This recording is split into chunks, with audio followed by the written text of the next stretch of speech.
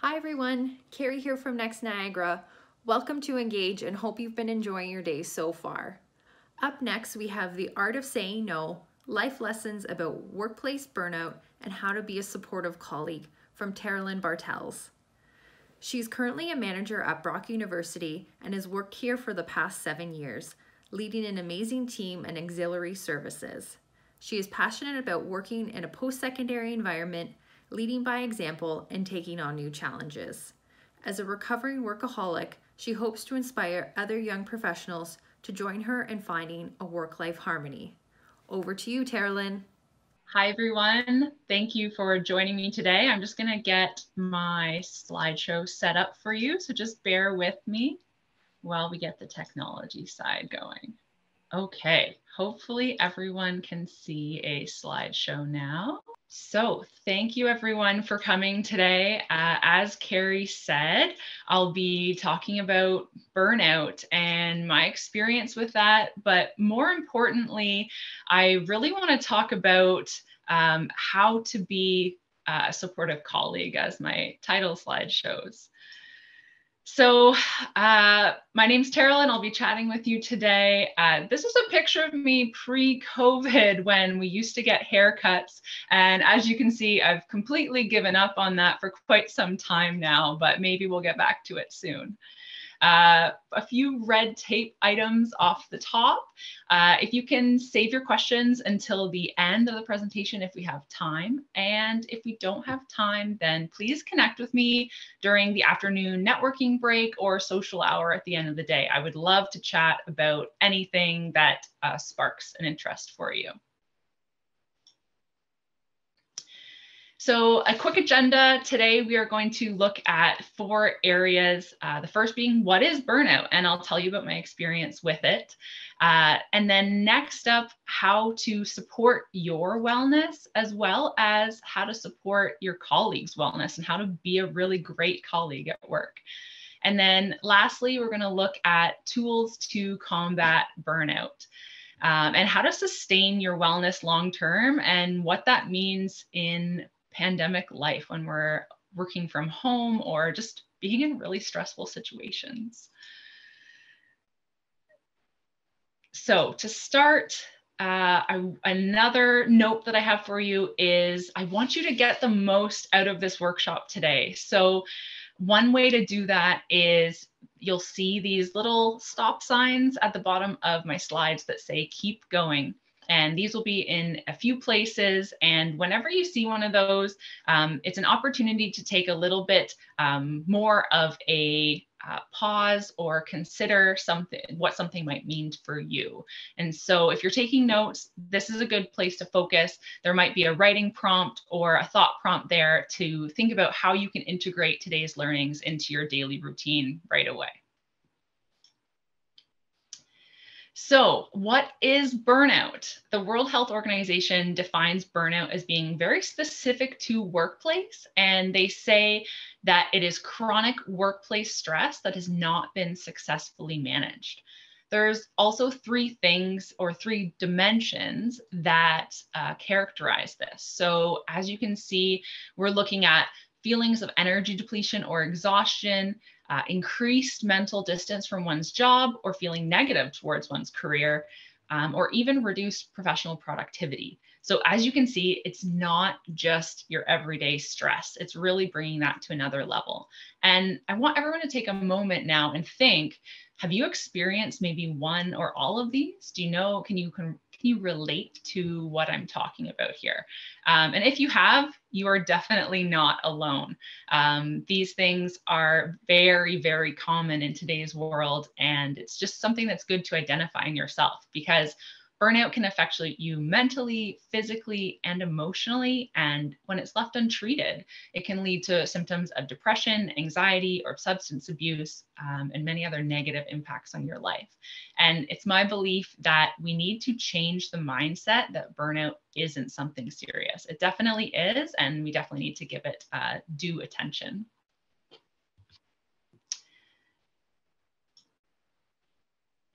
So why am I here today? This quote says it very well. We have been socialized to hide our distress. And really, we're socialized to hide any negative emotion for that matter. We're supposed to put on a happy face and pretend that everything is great. But I think that this behavior is super toxic and unhelpful, and it's something that I'm working towards stopping. So I'm here mainly because I strongly believe that the more I talk about my experience with burnout, or the more we all talk about it, the more it helps to fight the mental health stigma that exists in society today, and especially in the workplace. And if me taking a moment to be vulnerable and open can allow someone to feel like they're not alone, or what they're feeling is normal, and maybe even learn to reach out for help or say, you know what, I'm not okay, then a moment of uncomfortable honesty on my part is beyond worth it. So my story with burnout, I'm not exactly sure when it started. There's a few things that come to mind. Sometimes I think it was 4 years ago when I got a promotion and I was covering 2 roles for a few months at a time. Or it might have been a year after that when I came back from a long weekend at the cottage, a nice little vacation and time away from work. But I got back to work and felt like I really don't feel rested at all.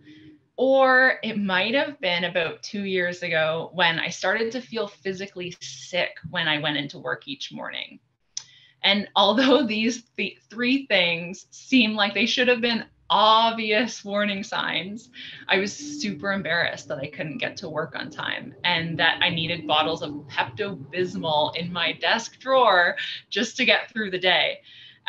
And also, I was worried that others might see that something was off with me or think that I wasn't as productive as normal. Really, I was worried about being judged. And so I hid it.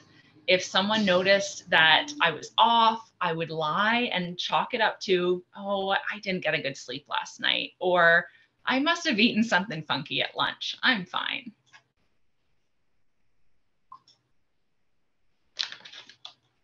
This pattern of behavior for me went on for at least six months, and I told myself that I was fine, and that I just needed to get through this week or this month, and then it would be better.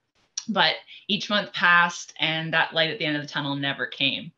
However, I did find a lot of joy in this comic, which I'm sure a lot of you have seen by this point, but it's something that still makes me laugh to this day, and allows me to give myself a little bit of grace. So, what made me realize that there was a problem? It took me a really long time to admit that I needed a break. I felt broken and I couldn't admit it. However, I had a colleague at the time that I trusted enough to confide in about this. And they kept telling me that classic line, you know, the one that you hear when you're on an airplane. Wouldn't we like to do that? In case of emergency, oxygen masks will drop down and you'll have to put on your mask first before you help anyone else. And at first I went, yeah, whatever. I can't stop. And I thought, I can't stop working. I can't let my team down, or taking a break would be selfish and I can't show any weakness. But really, I was afraid of the stigma of needing a break. If I was honest with myself, I was on empty. I hit rock bottom and I got to a place where I had nothing left to give to anyone. And I couldn't deny that I was a shell of my former self and I had to put on that oxygen mask. So I did. I took a leave of absence from work and started my immense journey of self-work and piecing my well-being back together. So, what did I learn from hitting rock bottom and the journey back up? Because that's what I really want to talk about today. And in hindsight, I'm not necessarily glad that I went through it, but I am very thankful that having that experience may help me to relate to others that are going through a similar thing and maybe help them to not make my same mistakes. So our first stop here on how to support your own wellness is two things. Self-awareness is key. And both of these points really focus on, it's all about your mindset and how you're controlling the thoughts that you're thinking. So on self-awareness, it's just being aware of, how is your mind feeling? How is your body feeling? Knowing when you're drained and you need a break, and knowing how to recharge yourself. Thinking about what's one thing that is relaxing or you find super rejuvenating, and how can you take time to make those things a priority in your life. The second thing is that we live in a culture that praises busyness and productivity above all else. And it's my belief that this is garbage and we must stop celebrating busy. We think that burning the candle at both ends is the only way to climb the career ladder and find success. And that's really one of the values that I was holding during a really stressful time at work. I thought that, if I show weakness, that would be the worst thing. And that's just absolutely toxic. So here's our first stop sign to look at the bottom of the slide. Do you apply rules or expectations to yourself that you would never in a million years apply to anyone else?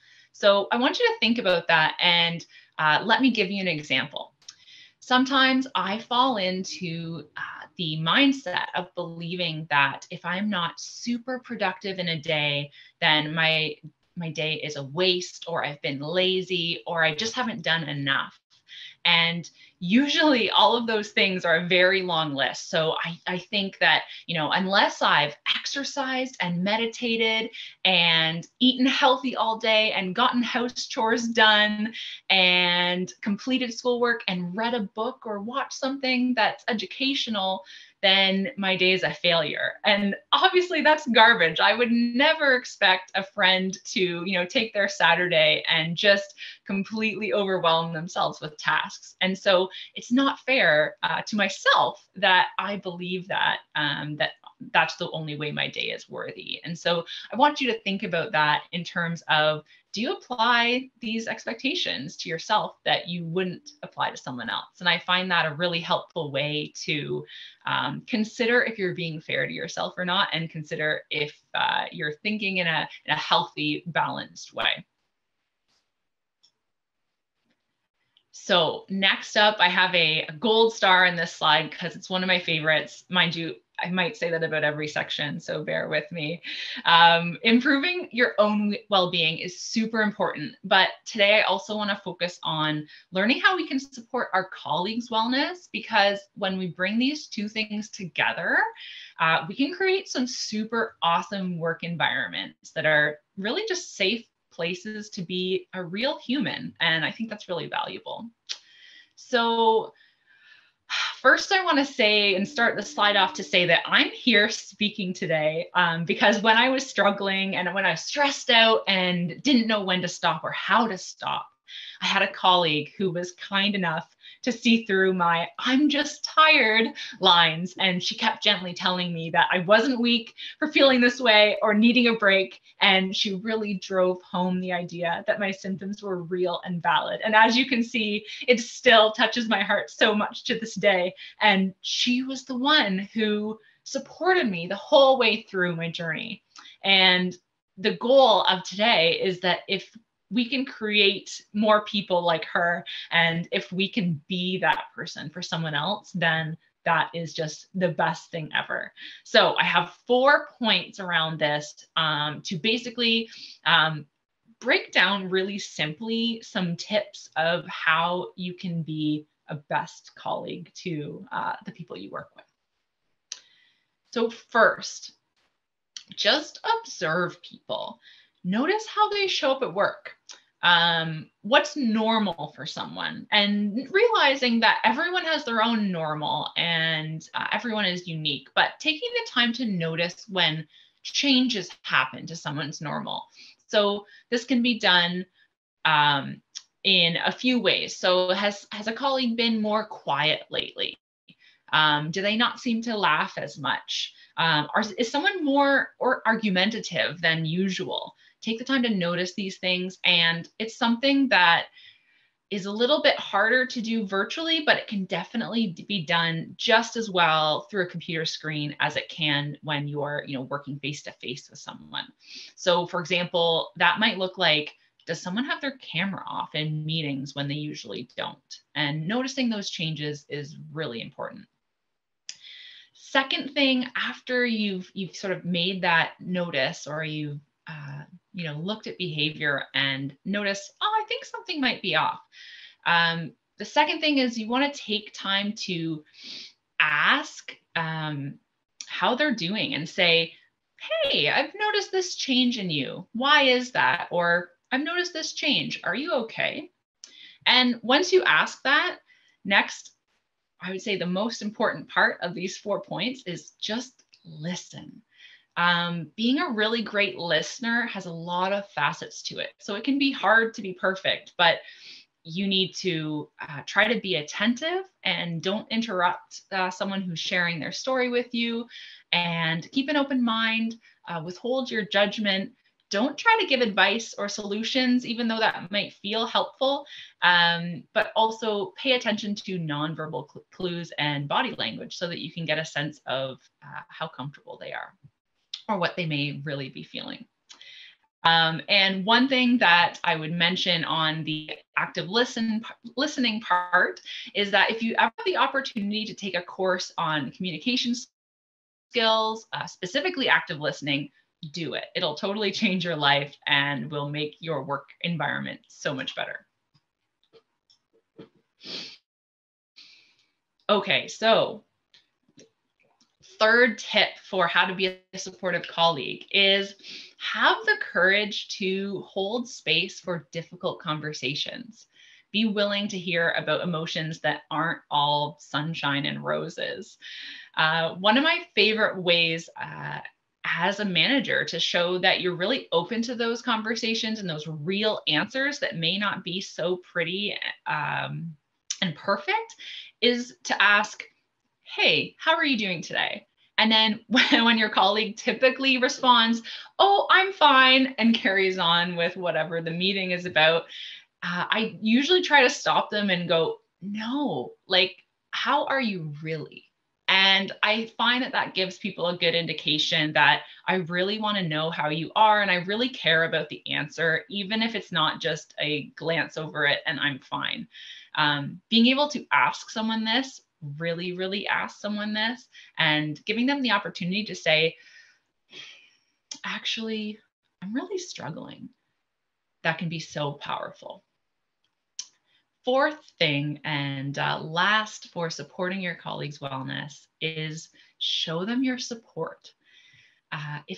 If a colleague takes time away from work, or you know that they're battling a stressful time or just going through anything in life, or struggling with a mental health issue, don't shy away from them.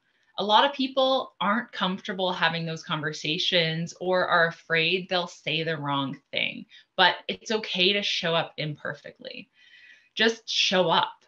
So be vulnerable enough to fumble and be open to correction and ask them what they need. As long as you do that, your effort to show support will show them that you care and that their well-being matters to you. For example, when I was taking time away from work, it really meant everything to me when people reached out to say, hey, what's up? Sort of just being normal with me. And that was really helpful and made me feel cared for. The best tip that I can give for that is practicing getting over that uneasiness of not knowing what to say. So, for example, you would want to, practice saying, how are you doing? And just point blank asking someone. That's okay. And it really shows that you're interested. Also asking, how can I help? Or how can I support you right now? So here's another stop sign for us to look at the bottom of the slide. Write this down or think about, What would you say to a colleague who needed support? And I would encourage you to give this a little practice so that when it comes time to use it, you feel comfortable approaching someone and asking them genuinely, how are you doing? Okay, so our last section for today is tools to combat burnout. I could talk for 3 hours about this section or just this slide likely, but it's so important that you must advocate for yourself because you are your best advocate. No one else is going to advocate for you, sadly, and no one else can advocate as well as you can. If you wait for others to give you permission to take a break, that break may never come. So you have to be your best advocate. Next would be learning how to set boundaries that work for you. And I'll let you in on a little secret. This is the absolute hardest part. It's an ongoing process for me. And this was the main focus of my rebuilding time. I thought about what are the boundaries that I've ignored for the past 4 years and what boundaries work for me and how can I make sure that I stick to them now? So an example of my boundaries that I've set in place, and by no means am I perfect at this, but it's important to me now to try to leave work on time. I think I always thought if I stayed late at work, then that meant that I was a hard worker and I should get some kind of gold medal for that. But in reality, staying later and working long hours just made my creativity and productivity suffer. And I didn't get the downtime that I needed. So I was not as effective of an employee. I'm really better when I leave for the day and leave work at work.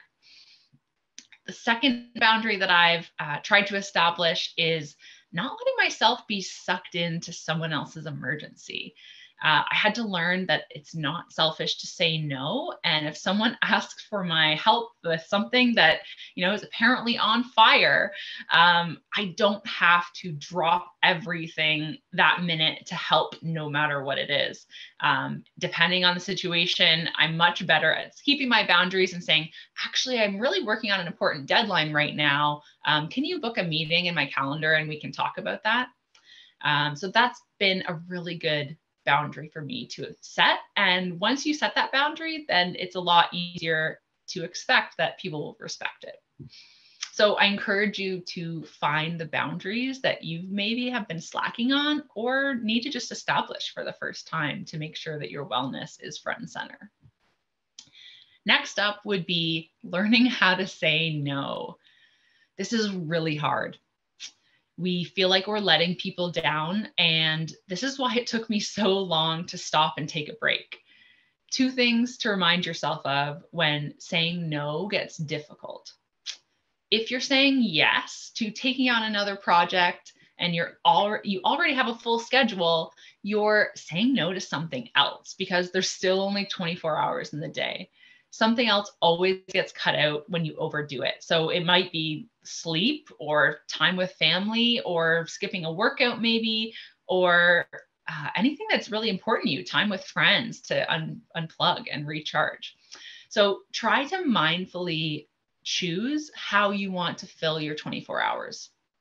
And when it comes to creating wellness, making sure that you're not overworked and on the verge of burnout. There's no such thing as saying, I don't have time to fill in the blank. I don't have time to take a break. I don't have time to meditate. I don't have time to go for a walk. I think that saying that phrase really does us a disservice. And really what it means when you say, I don't have time to take a break, is that you mean you're not making it a priority. And that's a very hard line to draw, but it was something that was essential for me during my rebuilding time to say, what are my priorities? What are my values? And let's make sure that I'm sticking to this. Last tool to combat burnout is making sure that your wellness is a habit. It's not a one-time spa day. And for me, boundaries and self-care look more like habits that I do every day. And I have an asterisk here on the word self-care because I sort of hate it, I have to admit. But that's only because it gets a bad rap, I think, sometimes about, just being like a bubble bath or a spa day that happens once in a while. And that really doesn't help prevent burnout. Self-care needs to be something that is every day, all the time. And it's like habits that are built into your day. So one of my habits is I program super annoying alarms into my phone to remind myself every hour or 30 minutes to get up from my desk, walk around, give my mind and body a break, go fill up my water bottle, and what have you. So that's something that I wasn't really that great at before. And I need that external reminder in the form of an alarm to make me do it. And that's something that's helped me build that habit. So here's our last keep on going sign. Think about and write down what is one healthy habit and one healthy boundary that you could implement into your workday. Think about what makes you feel good, what makes you feel like you have a bit more energy to get through the day. I encourage you to think about this and think about boundaries that you maybe don't keep, or maybe boundaries that you'd like to set up, or a habit that you could start that would help to make you feel a little bit more rested and make sure that your cup isn't empty.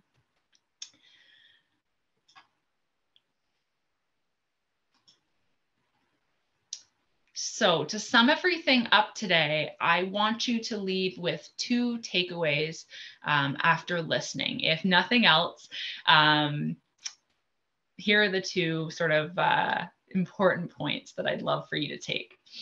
Number 1 is find a supportive colleague at your workplace that you know you could talk to and lean on for support if you're having a rough time.